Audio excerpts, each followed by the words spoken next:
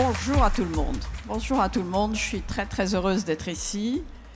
Et je dirais en tout premier, je remercie Nicolas Dufourcq. Parce que Nicolas Dufourcq, il nous invite ici, je dirais même il nous convoque. Et il nous convoque pour parler de l'industrie. Et je dirais c'est presque une convocation à moi ce que j'appellerais des assises de l'industrie. Et pourquoi ça me fait plaisir? Parce que je pense qu'un pays qui n'a pas d'industrie est un pays qui a perdu ses vertèbres. C'est un pays invertébré. Donc, je crois que la France est un pays vertébré. Je crois à l'industrie. Je suis heureuse d'être avec vous aujourd'hui parce que l'industrie, c'est vraiment la structure de notre pays. Et dans le fond, étant ici, je peux vous dire, je suis chez moi aussi ici, parce que moi-même, je suis Rhône-Alpine. Et l'entreprise que je dirige, elle est à Saint-Étienne, c'est-à-dire à 60 km d'ici. Et je vais un peu vous décrire ce que nous faisons, nous, une ETI industrielle qui a 180 ans, qui a une histoire dans le textile, mais qui a une histoire forte ici. Et je vais vous le décrire un tout petit peu. Pourquoi? Parce que je pense qu'en industrie, nous devons être dans le réel. Nous ne devons pas être dans l'incantatoire, nous ne devons pas être dans la com, nous devons être dans la réalité. Et c'est cette réalité qui nous amènera à faire plus et à faire mieux en industrie. Ce réel, par exemple, pour nous, c'est une usine que nous avons juste à 20 minutes d'ici, tout près d'ici, et qui est une usine qui fabrique, qui a un métier qui est très particulier et que personne ne connaît sur le plan du mot. C'est une usine de guipage, c'est-à-dire c'est une usine qui fait de la transformation des fils que nous allons utiliser, parce que nous sommes fabricants de dispositifs médicaux dont la base est de matières différentes, mais en particulier de textiles. Et cette usine qui fait du fil, elle va faire un enrobage très miniaturisé de ce fil pour que ce fil ne rentre jamais, le fil élastique qui est notre principe actif, ne soit jamais en rapport avec la peau. Donc on est en train de faire dans une usine qui est à côté d'ici un travail sophistiqué qui permet à être non nuisible avec la peau et qui nous donne quelque chose qui s'appelle le label Ecotex, qui est un label de RSE important et qu'on voit maintenant sur tous les vêtements. Donc nous faisons ici ce métier très particulier. Et puis si on va un tout petit peu plus loin et qu'on va à Lyon, on a nous, dans Lyon, dans des bureaux à Lyon, même dans la gare de Perrache, nous avons une bande d'ingénieurs qui sont des ingénieurs non textiliens et qui sont des digitaux et qui sont en train de faire de l'insertion dans les fils que nous allons mettre dans nos dispositifs médicaux, c'est-à-dire des ceintures lombaires, des genouillères, des chevillères, des bas de compression, qui vont mettre des mini-capteurs ou des mini-transmetteurs d'informations pour qu'à l'intérieur de ces dispositifs médicaux, on puisse avoir une fonctionnalité nouvelle qui s'appelle la connexion. Et la connexion dans un moment où la santé est difficile à accéder, où les gens qui sont loin dans les campagnes ont du mal à avoir un médecin, d'être en connexion par son dispositif avec son médecin, c'est une valeur ajoutée très importante. Et donc, c'est cette santé de demain. Et donc, ça, c'est à 20 minutes d'ici. Et puis, un peu plus loin, Saint-Étienne, eh bien, nous avons 4 usines qui sont plus conventionnelles. Et nous avons également la logistique. Et la logistique, pour nous, c'est 10 000 commandes traitées par jour et envoyées vite parce que la santé n'attend pas. Et que donc, ce que nous faisons chaque jour, c'est d'envoyer vite ce que les pharmaciens français, européens et américains ont besoin depuis ce que nous faisons. Et puis, à côté aussi, ça je veux le dire, toujours à Saint-Étienne, il y a un atelier protégé dans lequel nous avons 20 personnes porteurs de handicap qui font à plein temps un travail pour nous.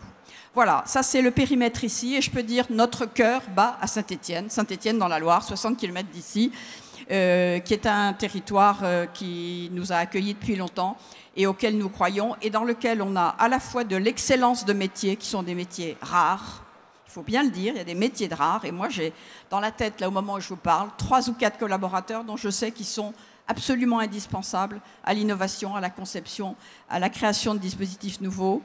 Et nous avons des métiers rares. Nous avons aussi un territoire qui a été industriel depuis si longtemps que c'est dans son ADN. L'industrie, ça n'étonne personne à Saint-Étienne parce que ça fait, je dirais, des siècles que nous y sommes. Nous étions même dans les premiers industriels au moment de la grande révolution industrielle au 19e siècle. Donc l'industrie ici, dans ce territoire-ci, et en particulier dans mon territoire à Saint-Étienne, et je pense qu'il y en a qui pensent comme moi maintenant, ça fait partie de l'ADN. Donc nous avons aussi des métiers très particulier, très rare. Nous avons une excellence, nous avons des gens qui pensent industrie, qui aiment l'industrie. Nous avons un environnement académique qui est de très belle qualité. À Saint-Étienne, il y a un CHU, à Saint-Étienne, il y a une université, il y a une école des mines, il y a des écoles d'ingénieurs. Donc il y a un univers académique qui est de très belle qualité et avec lequel on est en rapport en permanence. Bon, donc tout ça a l'air de fonctionner bien et ça fonctionne pour envoyer en Europe, où nous sommes numéro 2, ou dans le monde, où nous sommes numéro 5, envoyer les dispositifs médicaux dont nous avons besoin. Et malgré tout, je dirais, il y a un mais. Et ce mais, c'est à 2 heures d'avion d'ici, il y a la Tunisie. Et dans la Tunisie, nous avons, nous, une implantation. Et à 1 journée de camion, il y a la Roumanie, la République tchèque, où nous avons certaines implantations aussi. Et ce qui doit être regardé avec réalisme aujourd'hui, c'est une comparaison du coût du travail, ça et là. Et je crois que pour être dans la vérité, dans la réalité, nous devons l'affirmer. 1 heure de travail chargé expert à Tunis, c'est 10 €. 1 heure de travail chargé en Roumanie ou en République tchèque, c'est 20 €. Et il faut se féliciter que la Roumanie ait vu ses salaires évoluer positivement depuis des années pour arriver à s'approcher des salaires plus généralement pratiqués dans l'Europe. 1 heure de travail chargé à Saint-Étienne, c'est 60 €. L'an dernier, c'était plutôt 40 €. C'est-à-dire que la différence s'est accentuée. Et c'est pour ça, au milieu de ce panorama plutôt positif que je vous dresse d'une industrie qui marche bien, qui est locale, qui a ses forces, qui a son expertise, qui a son avenir, au milieu de tout ça, il faut que nous soyons réalistes et il faut que nous nous disions comment allons-nous nous en sortir au milieu de cette grande différence, alors qu'en face de nous, il y a une chose qui est une constante, c'est les prix de vente. Il n'y a pas de différence d'un prix de vente maintenant que les prix de vente, que les produits fonctionnent partout dans le monde. Nous ne pouvons plus nous dire nous allons protéger nos prix de vente quelque part sur un petit territoire isolé. Ça n'existe plus. Et les barrières, je dirais, artificielles qui se créent ça ou là sont des barrières qui sont très artificielles. Donc le prix de vente, il est mondial. Quand on veut rester en industrie, il faut avoir une capacité à se battre avec les mondiaux. Il n'y a pas d'autre solution.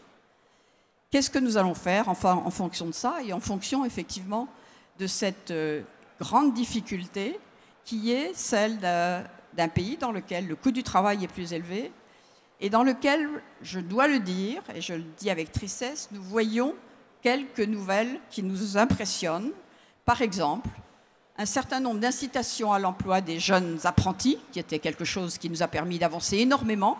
À un moment, nous étions loin du nombre des apprentis allemands. Nous avons depuis 2 ans ou 3 ans atteint les 500 000 apprentis en France, ce qui est remarquable, ce qui nous met au même niveau que l'Allemagne. Eh bien, nous voyons cette aide, cette incitation au travail des apprentis, nous la voyons baisser cette année. C'est-à-dire qu'au lieu des 50 apprentis que nous avions à Saint-Étienne, cette année, nous n'en aurons que 30. Et je peux vous dire que je suis triste pour les 20 que nous ne prendrons pas. Nous sommes tristes pour les 20 que nous ne prendrons pas. Et c'est pour ça que je peux dire aujourd'hui, il y a un certain cri vis-à-vis de l'industrie.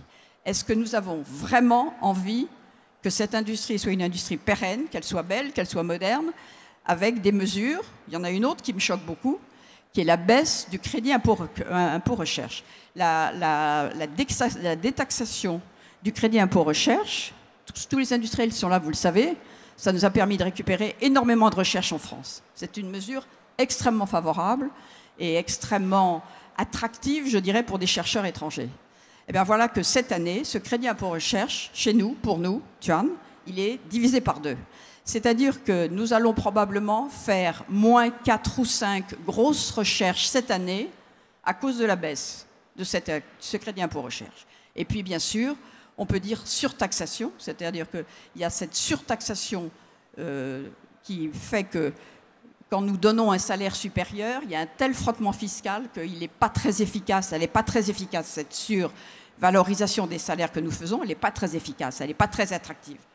Et puis également, en tant que TI, on peut dire qu'aujourd'hui, des risques de taxation des entrepreneurs majeurs, majoritairement comme c'est en train de se préparer, c'est aussi juste contre-productif. Donc ces signes de nuages qui s'amoncellent sont des signes graves. Et c'est pour ça que, Monsieur le ministre, nous ayant parlé, j'ai envie de dire, Monsieur le ministre, nous entendez-vous? Monsieur le ministre, nous entendez-vous sur ces éléments sur lesquels nous voulons que nos jeunes aient accès à l'apprentissage? Nous voulons pouvoir payer nos salariés sans qu'il y ait trop de frottement fiscal. Nous voulons que les entrepreneurs puissent continuer à investir dans leurs entreprises sans avoir trop de taxation personnelle qui est invraisemblable. Et dans le fond, moi, c'est cet espoir-là, c'est ce cri-là qui me fait aujourd'hui réfléchir et de vous dire, nous avons une chance énorme. Nous sommes en Europe, nous sommes dans une Europe qui est vivante, une Europe des ETI. Le Mittelstand européen, il existe ici. Donc, faisons-le et continuons-le en espérant que l'année prochaine, les mauvaises nouvelles qui s'accumulent un peu vers nous seront plutôt à la baisse. Voilà, merci. Et c'est ma foi dans l'industrie. Merci beaucoup, merci Elisabeth.